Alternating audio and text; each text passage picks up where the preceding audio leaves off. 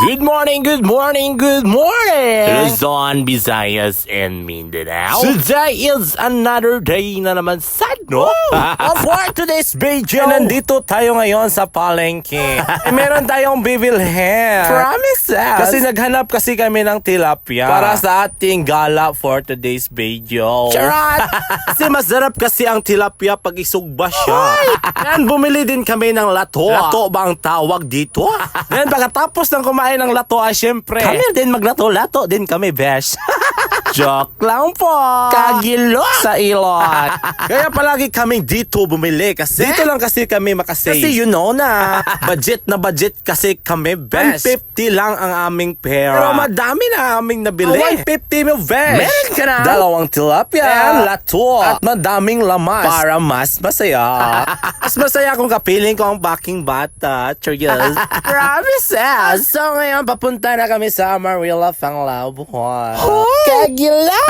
So ngayon, nandito na tayo. Sobrang bilis. Para hindi kayo maantok. Hindi ko kasi gusto na maantok kayo sa aking video. Promises! Gusto ko na ma-enjoy kayo. Ganyan ko kayo kalaw. Kagila! Sa leon. So tinaradahan na ni my love to sweat in the sky. Kinuha niya yung tinaing. Ano pa wala sa langsi? Ang siba ng tawag, di na?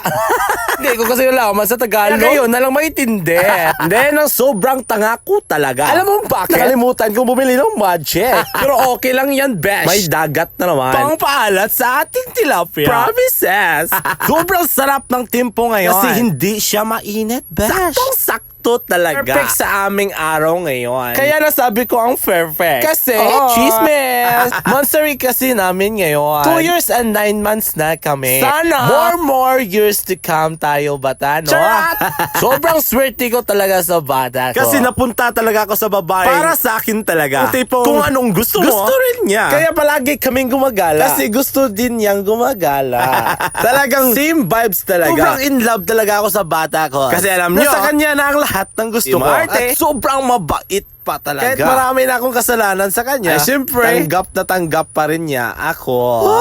Kagilo sa ilot. At isa pa nakagustuhan ko sa bata ko. Kung anong plano ko, yan din ang plano niya. Hindi na kami kumakain sa restaurant. Kasi yung isang serve mo na, syempre nasa 150 na yun. Oo, diba? Samantalang bibili kami sa palengke, madami na kaming mabibili. Yung 150 namin, meron na kaming 2 tilapia at lato. At madami pang lamas.